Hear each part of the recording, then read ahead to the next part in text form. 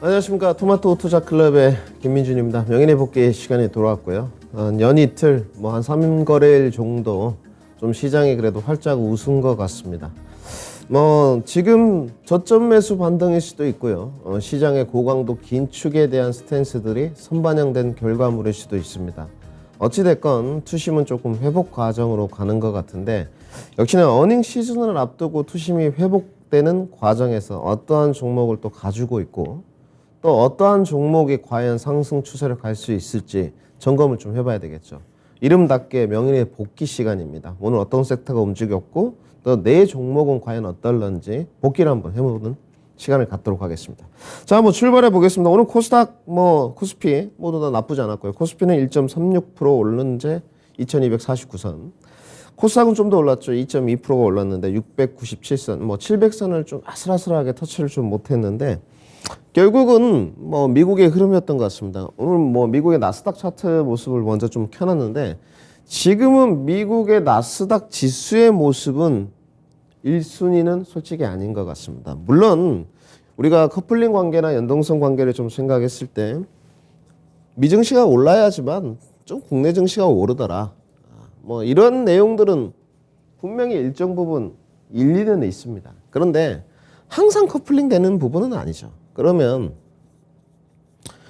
무엇이 1순위냐? 이 부분이 가장 중요할 것 같은데, 지금 현재에 관해서는 각국의 통화류인 것 같습니다. 접근 방식을 좀 달리 해보죠. 우선은 요즘 핫 이슈였으니까 파운드부터 좀 보겠습니다. 늘 이제 말씀드리지만 기축통화의 대표적인 달러, 그리고 달러 인덱스와 각국의 통화류들은 연동성 관계를 갖게 됩니다. 늘 합이 일치되는 건 아니지만 반대를 좀 띄게 되죠. 통화류가 좀 오르게 되면 달러 인덱스가 떨어지고, 달러 인덱스가 좀 오르면 다른 통화류들이 좀 떨어지는 이런 현상을 좀 보이게 되는데, 결국은 계속적으로 달러 인덱스가 올라갔던 모습들, 결국은 달러 인덱스를 끌어내리기 위해서는 각국의 중앙은행들의 긴축의 속도를 좀 당겨야 된다고 말씀을 드렸습니다. 그런데 미국을 위한, 미국에 의한 오로지 미국만이 아주 자이언트 스텝을 계속적으로 해나가고 있었어요.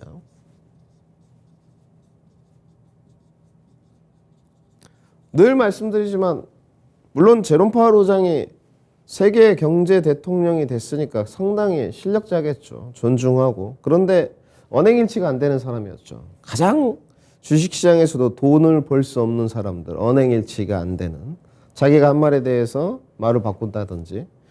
결국은 9월에도 우리가 8월까지 시장을 내다볼 때 한 번쯤은 빅스텝을 하지 않겠느냐, 50bp.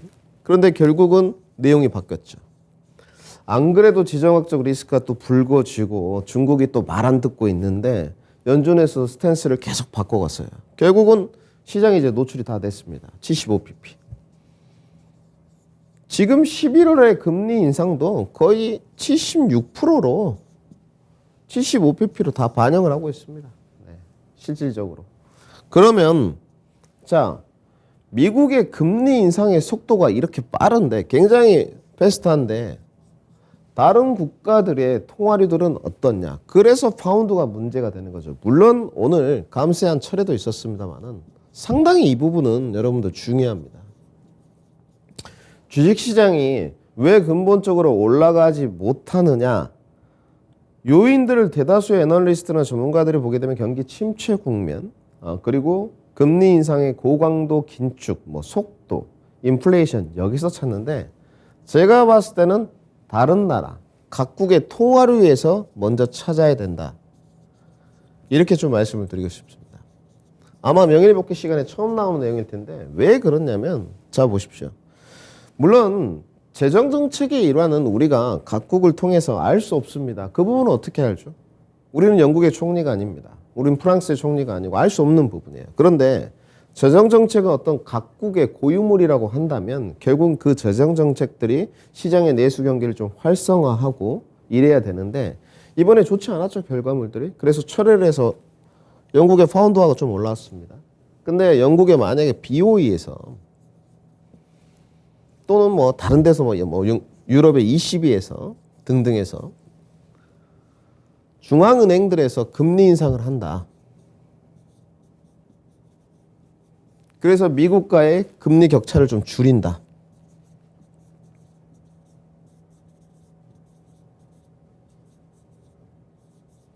그러면 어떻게 되겠습니까? 이 요소가 달러 인덱스를 조금 더 끌어내리는 분명한 요인이 됩니다. 그렇기 때문에 자 보시죠. 영국 파운드화가 갔다가 뭐 노이즈가 좀 있었죠. 뭐 철회하니 뭐 다시 어쩌니 재무장관을 교체하니 마느니 어찌됐건 어제 파운드화가 올랐어요. 파운드화가 올랐고 자 유로화도 좀 보시죠. 자 이건 유로인데 유로도 뭐 지금 뭐 달러 인덱스가 고공행진을 하다 보니까 뭐 계속 내려왔어요. 어찌됐건 바닥 찍고 다시 단기 반등세를 좀 써가니까 통화료가 뭐를 끌어내렸습니까? 달러 인덱스를 결국 끌어내렸죠. 달러 인덱스가 떨어지니까 뭐가 조정이 됩니까? 자, 이어지겠죠. 원달러 환율. 마지막 퍼즐은 뭐라 그랬죠? 항상 원달러 환율이라고 그랬죠. 자, 실시간 오늘 환율 추이를 좀 보게 되면 오늘 환율이 뭐 12원대 떨어졌어요. 환율이 변동폭이 엄청나게 큽니다. 솔직히 말씀드려서. 뭐 하루에 5원도 좀 시장이 안정적일 때는 움직이기가 힘든데 결국은 오늘 12원 떨어졌습니다. 12.8. 시장이 지수가 바로 반등 요소로 갈 수밖에 없죠. 늘 말씀드리지만 마지막 퍼즐은 원달러 환율이라 그랬는데 결국은 각국의 중앙은행들이 조금 더 자국 통화의 화폐 가치가 떨어지기를 바라겠습니까? 그런 사람들은 없죠. 또 다른 나라들도 보게 되면 인플레이션에 시달리고 있는 거는 자명한 사실입니다. 그러면 조금 더 금리 인상에 박차를 가야 되는데 여기서 조금 미국의 나쁜 말을 좀 하고 싶어요. 미국을 위한 오로지 미국에 의한 너무 자이언트 스텝으로 가다 보니까 신흥국 증시부터 각국 중앙은행들 따라갈 수가 없는 거죠. 그러다 보니까 한국도 마찬가지죠. 미국과 금리 인상의 격차가 1%가 지금도 넘습니다. 이런 부분들이 좀 좁혀져야지만 달러를 하방 압력으로 가게 되고 금리 인상의 차이가 좁혀지면서 원달러 환율도 좀 잡히고요. 그리고 시장도 지수 반등이 일어날 수 있겠죠. 물론 여기에 대한 후속 대책으로 정부는 증환 펀드하고 공매도 카드를 만지작거렸는데 이 부분이 쉽게 나올 수는 없어요. 지금의 펀더멘탈이나 기업의 가치의 어떤 영업이익 순이익으로 봤을 때는 지금 PBR이 뭐 0.8 정도인데 이거는 코스피가 2,000선 정도까지는 흘러내려야지만 투입될 수 있는 경우의 수예요. 약간 안정장치 같은 거죠. 지금 뭐 코스닥 150, 코스피 200의 공매도의 부분 금지를 막아버리고 증환 펀드를 투입한다고 해서 증시가 오를까? 아니라는 거죠. 결국은 달러 인덱스, 환율 이 두 부분이 조정세로 가면서 지수를 끌어올렸다는 거죠. 그런데 그 이면을 보니 각국의 통화료들이 올라갈 때마다 달러 인덱스가 조정을 받으면서 지수 반등이 나오는구나. 이 부분에 골자를 알아야 되겠죠. 역시나 미국도 마찬가지였습니다. 물론 전일 미국의 모습을 보시게 되면 나스닥 차트 모습으로 좀 돌아와야 될 것 같은데 은행주도 실적 발표가 있었습니다. 간단하게 한 종목만 보시죠. 뱅크 오브 아메리카인데 미국에서 한 2위 정도 하는 은행입니다. 상당히 이제 뭐 실적들이 3분기에 대해서 분분해요. 어닝 시즌인데 좋다 안 좋다. 말도 많은데 늘 실적에 관해서 제가 늘 드리는 말씀이었습니다. CEO 말고 알고 있는 사람 있을까요? 없죠. 실적은 뚜껑 열어봐야 합니다. 단지 우리가 추정치를 가지고 주가에 좀 선반영이 되느냐 후발적으로 좀 반영이 되느냐 이 차이가 있는데 어제 은행주들이 좀 실적들이 엇갈리긴 했습니다만 그래도 안도랠리가 좀 나왔고 영국의 감세안이 좀 철회되면서 나스닥 지수가 또 상승 마감을 좀 했습니다. 선물 차트 모습을 좀 보셔야 될 것 같은데 지금도 야간 선물이 1.9%로 강세로 가고 있어요. 당분간 제가 봤을 때는 추세가 이어질 것 같은데 이제 우리가 노리는 경우의 수는 여기죠. 12,000선까지 이 갭 부분을 좀 메꿀 수 있을 것이냐 이제 이 부분인 것 같아요. 제가 봤을 때는 퍼즐은 하나입니다. 뭐 연준의 고강도 긴축, 통화료 이런 거 제가 해당 사항 없다고 말씀드렸어요. 연준은 무조건 매파적이고 긴축 스탠스다. 고강도. 단지 각국의 중앙은행들, 파운드라든지 유로 FX라든지 뭐 호주 달러라든지 이런 등등의 통화료들이 오르게 되면 달러를 잡게 되고 지수는 상승이 됩니다. 또한 어제 파운드 이제 감세안 때문에 파운드 가치가 좀 상승을 하고 금융시장 전반에 좀 걸친 안도감들이 좀 있었어요. 이런 분들은 상당히 좋았고요. 역시나 통화료가 끌어다가 보니까 또 달러 인덱스가 여전히 추세는 꺾이지 않았지만 단기 조정세에 좀 돌입했다. 금일 원달러 환율은 큰 폭의 뭐 조정세를 좀 보였기 때문에 지수가 반등했다는 것까지 정리를 해드리고, 그러면 이제 어닝 시즌 돌입인데 국내 양대 시장이 모두 좋았는데 어디가 좀 시장을 이끌었느냐? 역시나 오늘 하나솔루션, 신재생 파트, 그리고 오늘 뭐 좀 쉬었던 메타버스 게임들, 저가 매수 반등, 오늘 크래프톤 같은 것들 뭐 종목들 4% 넘게 뛰었고요. 그 다음에 역시나 제약 바이오 안에서 또 진단 키트 종목들. 좀 이쪽 부분도 좀 수상해요. 이따가 좀 볼 건데 제가 오늘 진단 키트를 준비할까 말까 고민을 했는데 오늘 엑세스 바이오 이런 것도 15%씩 뛰고요. 코스닥 20위권 상위 종목에 보면 뭐 시즌이라든지 랩지노미스, 코스피에서는 SD 바이오스에스 모두 다가 순위권에 좀 들어와 있더라고요. 계절적 요인을 타는 건지 아니면 정말로 사회적 거리두기가 뭐 다시 강화되지는 않겠지만 코로나 확진자가 계절적 요인을 타고 조금 더 퍼져가는 현상 때문에 유럽 지역에서 진단키트 종목이 주목을 받는 건지는 알 수 없습니다만은 그 부분에 관해서까지 조금 다뤄보도록 하겠습니다. 우선 그러면 오늘 첫 번째 출발을 해봐야 되겠죠. 자, 뭐 코스피 종합지수 모습인데 잠깐 살짝만 언급하고 바로 출발을 해보겠습니다. 오늘 그래도 아래 꼬리를 달면서 21선 안착을 살짝 하는 모습이었는데 이 선은 지난번부터 그어놨던 선입니다. 변동이 없습니다. 자, 우선 첫 번째는 뭐겠습니까? 과대 낙폭에 따른 반등세가 어디까지 나올 것이냐. 지금 현재는 2350선 정도까지인 것 같아요. 결국은 21선 좀 안착을 했는데 이 부분까지 좀 오를 수 있을 것이냐. 제가 봤을 때는 달러 인덱스가 지금 조정 국면으로 가기 때문에 2400을 향해서 가는 이런 흐름은 이어질 것 같아요. 바닥권을 좀 찍고 단지 이제 파동 모양이 한 번 더 올라가는 추세인데 한 번 더 좀 내려오게 되면 시간은 좀 걸릴 것 같아요. 그러더라도 다시 상승비를 이어갈 수 있을 것 같고, 자 그러면 정말 저 위에 2500, 600선은 좀 어떻습니까? 여기는 아직 좀 먼 이야기 같아요. 여기는 왜냐하면 아까도 말씀드렸지만 각국 중앙은행들과 또 미국과의 어떤 금리 격차가 좀 줄어드는데 시간이 좀 필요할 거기 때문에 여기는 아직 좀 먼 이야기인 것 같고, 이 밑에 2350선, 2400선까지 올라가는 이 구간에 과연 내 종목들이 좀 더 손실 구간에 돌입했고 내려와 있는데 과연 수익권으로 돌릴 수 있을 것이냐, 손실을 만회할 수 있을 것이냐, 이 부분으로 이제 귀결이 돼야 되겠죠.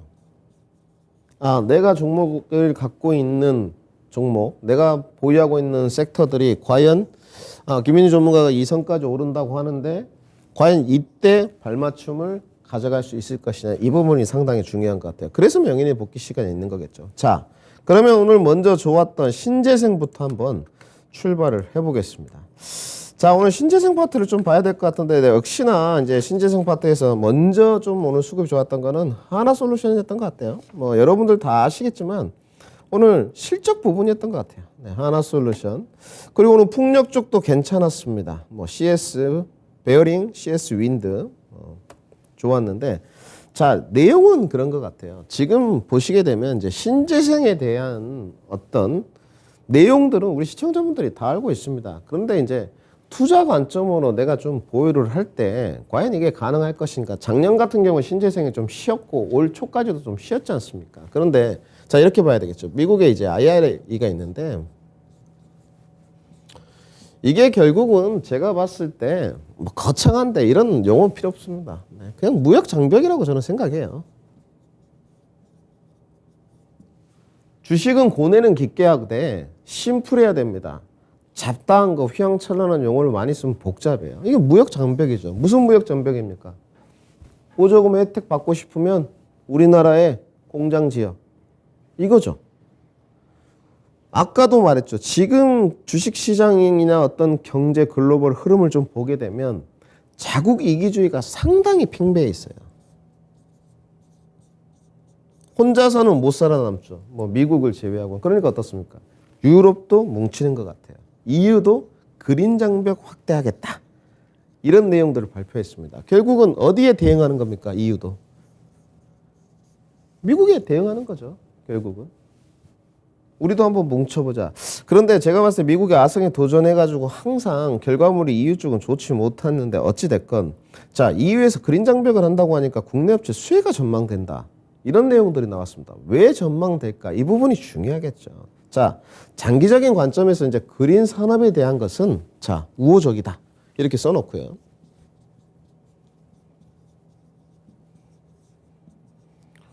자, 그린 산업에 가는 건 분명히 우호적인데 왜 국내 업체들이 굉장히 수혜를 볼 것이냐. 우선은 어떻게 했습니까? 미국에서 중국의 폴리실리콘이라든지 태양광 관련된 것들을 제재를 좀 가했죠. 그래서 반대급 부수혜로 우리나라 태양광 업체들이 수혜를 볼 거라는 내용들이 있고 특히나 미국의 태양광 셀 수입 부분을 보게 되면 한국의 이제 점유율 부분이 계속적으로 좀 올라가고 있습니다. 실질적으로. 좋은 국면으로 가고 있죠. 반대급 부수혜를 분명히 보고 있고. 그러면 전문가님 EU에서 그린 장벽 실시했는데 이거는 왜 혜택을 보게 되겠습니까? 우리나라 풍력 업체들이나 태양광 업체들은 벌써 유럽에 진출을 다 해 있는 상태입니다. 거기 공장이 있다는 소리예요. 진출을 하고 있다는 소리죠. 그러면요. 보조금 혜택이나 이런 부분에 관해서 좀 더 우위를 차지할 수 있겠죠. 역시나 그러면 그린 산업에 대한 장기 투자 전망은 밝다. 이렇게 좀 써야 되겠죠. 그린 산업에 대한 장기 투자 전망은 밝다. 결국은 이제 여기서 이제 선택을 해야 되겠죠. 우리 시청자 여러분들. 나는 태양광이냐? 나는 풍력이냐? 나는 수소 시장이냐? 조금 더 대세적인 흐름을 보면서 2, 3년 동안 어느 신재생 안에서도 골라갈 건지는 이제 그건 선택의 몫인 것 같습니다. 야, 태양광이 좋지 무슨 소리야? 무슨 소리야? 풍력이 더 좋지 하시는 분들이 있고 아니야, 꽃, 수소야 이러신 분들이 있겠죠. 결국은 선택의 몫인 것 같은데 우리가 숲은 잘 봐야 되니까 대세적인 그린 산업의 전망이 밝다는 걸로 마무리를 하면 될 것 같습니다. 그리고 오늘 이제 리오프닝인 것 같아요. 자, 오늘 리오프닝을 전반적으로 이제 정리를 늘 해드리는데 리오프닝에서 이제 오늘 가장 좋았던 게 대한항공인 것 같아요. 대한항공 한번 모습을 보시겠습니다. 대한항공 외에도 뭐 하나투어, 모두투어도 상당히 좋았는데 오늘 주가가 바닥 찍고 2만 원까지 뭐 5%가 올랐습니다. 고환율에 좀 피해를 좀 봤다고 봐야 될 것 같은데 결국은 이제 대한항공뿐만 아니고 대한항공이 이제 아시아 지역에 있는 FSC 중에서는 가장 밸류가 쌉니다. 대형 항공사. 이 중에서는 가장 밸류가 싸요. 메리트가 있습니다. 결국은 지금 현재 어떻습니까? 여기에 운임이 강세죠. 공항 가면 지금 사람들 빠글빠글합니다. 예전하고 확실히 달라졌어요. 그리고 각국 국경도 개방이 좀 되고 있고 항공사 실적 기여가 본격화 전망에 좀 들어서는 것 같습니다. 분명히 중장기 소비 둔화가 있을 것 같은데 과연 여행 항공 수요가 이런 소비 둔화 때문에 줄어들 것이냐? 그래 보이지는 않아요. 역시나 제 호선픽으로는 좀 대한항공을 제시하고 싶고요. 투자 관점이어야 되겠죠. 그 다음에 이제 여객 수송량도 증가하고 있고 이 대한항공이라든지 다른 업체들도 마찬가지지만 화물 여객 운임비가 중요했죠. 근데 이 부분이 화물 운임이 쉽게 떨어지지 않고 있습니다. 좀 더디게 떨어져요. 그러다 보니까 실적 전망치가 가이던스가 나왔는데 훨씬 잘 나왔더라고요. YOY가 외출액으로 따져서 지금 66%, 영업이익은 YOY로 47% 증가가 예상이 돼 있어요. 오늘 리오프닝 중에서 대한항공 또 여행주인 뭐 하나투어, 모두투어까지 전체적으로 좀 반등이 또 있었고요. 그 다음에 역시나 엔터 쪽인 것 같습니다. 오늘 드디어 이제 BTS, 늘 토마토는 BTS를 존중합니다. 근데 군대에 관해서는 좀 보수적이었는데 이 부분이 노이즈가 좀 해소가 됐어요. 하이브도 종목 상담이 상당히 많이 들어오는 쪽인데 결국은 뭐 이제 BTS 말고 하이브에 뭐 있냐? 있긴 있습니다. 신규 신인 그룹들 5개 그룹이 준비가 좀 돼 있고요. 뭐 솔로도 있고 그룹도 있는데 제가 봐서는 아이돌들이 준비가 돼 있다는 거. 근데 BTS의 어떤 군대 가겠다. 그 노이즈가 좀 제거되면서 저점 반등을 좀 하는 것 같고요. 리바운드는 좀 이어질 것 같습니다. 제가 봤을 때는 15만 원 정도까지 리바운드 과정이 이어질 건데 이제 속도적인 측면을 가미하시면 답답할 수 있죠.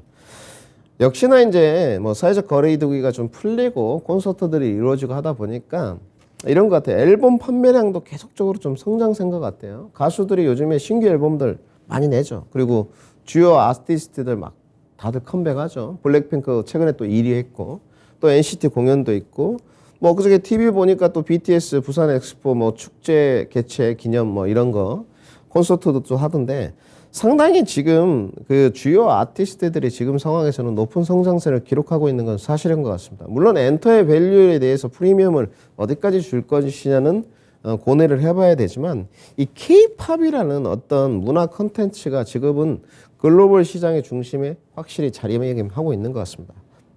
팬덤이 상당히 무섭거든요. 저희들이 생각하는 것과 좀 다릅니다. 그들은 막 냉장고도 보내고 막 차도 보내고 이래요. 이 팬덤들이 무시무시합니다. 주가 상승비가 좀 이어질 것 같고요. 엔터파트에 대해서는 뭐 속도적인 측면은 좀 더딜 수 있으나 하이브, 뭐 SM, JYP 또 밑에 내려오게 되면 영업이익률이 좀 뭐 DOU까지 상당히 주가 반등세가 좀 이어지지 않을까. 마지막으로 뭐 DOU 한 종목만 좀 보겠습니다. 최근에 영업이익률이 30% 40%가 넘어가는 기업을 찾기가 쉽지 않은데 이 기업은 영업이익률이 40%에 육박합니다. 결국은 이제 지수가 흘러내리면서 흘러내렸는데 오늘 엔터주들 반등이 같이 올라오면서 반등했다. 그리고 이제 마지막으로 좀 봐야 될 게 인터넷 플랫폼주예요. 간단하게 준비를 좀 해봤습니다. 준비를 안 하기에는 우리 시청자분들이 너무 답답하실 것 같아가지고 자 카카오하고 네이버입니다.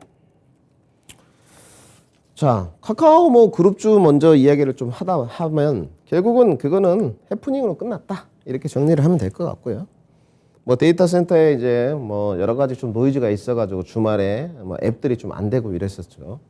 그런데 뭐 주가 차트 모습을 보게 되면 뭐 그날 굉장히 하락분이 좀 깊었지만 오늘 흐름은 그런 흐름은 아닌 것 같아요. 바닥권에 대한 인식이 좀 있고 결국은 리바운드가 좀 이루어질 것 같은데 인터넷 플랫폼 업체들 네이버, 카카오 모두 마찬가지입니다. 우선은 데이터 센터에 대한 카카오 그룹주 단기 불확실성은 제거가 된 것 같고요. 단지 저가 매수와 하단 지지가 이제 형성이 됐는데 인터넷 플랫폼 업체들을 보게 되면 내수 시장 비율이 너무 높다. 항상 이게 발목이었죠. 야, 도대체 너네들은 수출로 보는 건 뭐가 있느냐.